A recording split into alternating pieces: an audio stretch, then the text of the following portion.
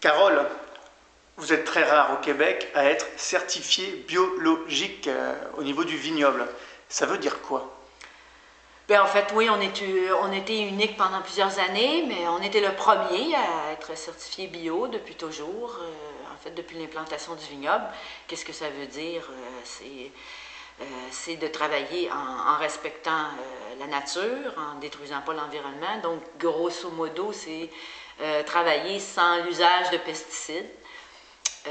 Et si on va de façon plus spécifique, l'usage de pesticides, ça veut dire sans herbicides, parce qu'il n'y a pas d'herbicide qui n'est pas composé de pesticides. Donc, le contrôle des mauvaises herbes, qui est comme plus compliqué dans le fond dans la culture d'une vigne, c'est parce que c'est une plante qui est vivace, qui est pérenne, qui est toujours là.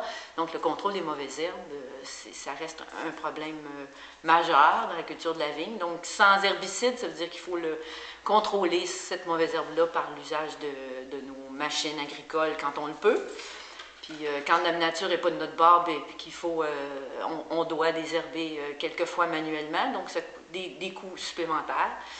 Et évidemment, l'autre côté, c'est l'usage de fongicides, des fongicides qui ne sont pas des pesticides. On a un choix moins grand, c'est des pesticides, c'est des biopesticides qu'on pourrait dire, qui sont moins performants, donc il faut avoir plus de rigueur au champ.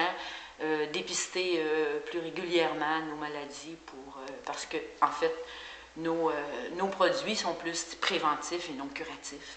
Mais on peut le dire quand même, on est au Québec. On ne peut pas dire que la vigne soit, on va dire, l'arbre fruitier le plus facile à travailler. Vous avez décidé de partir dans le bio. C'est un vrai sacerdoce. Oui, mais avec du recul, au niveau des maladies, par rapport, je dirais, à l'Europe, ceux qui travaillent en bio, ils ont plus d'insectes, le ravageurs. Dans les vignobles québécois, on a moins d'insectes. On a des avantages. Il y a des avantages. Oui, c'est ça. On a moins d'insectes. Et les hybrides, naturellement, les hybrides avec lesquels on travaille, ce ne sont pas des vinifera, ont quand même une résistance vraiment plus meilleure aux maladies fongiques. Donc, de ce côté-là, versus, par exemple, un verger qui serait en bio au Québec, un verger, c'est plus difficile. C'est plus difficile. Qu'une vigne, oui. Mais c'est le contrôle des mauvaises herbes qui reste, et demeure la partie la plus difficile. Vous êtes combien de vignerons certifiés biologiques? À ma connaissance, qui vinifient, qui font, on est pour l'instant 2. Parce que vous êtes à la fois au champ, c'est-à-dire à la vigne, mais également biologique au niveau de défermentation et de l'élevage des vins. Oui, au niveau de la transformation aussi, on élabore nos vins de façon plus naturellement possible.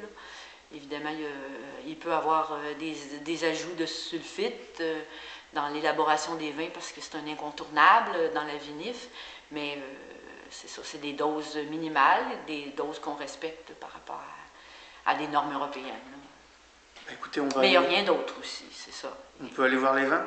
Oui. On va aller les déguster? Oui, avec plaisir. Parfait, alors on y va.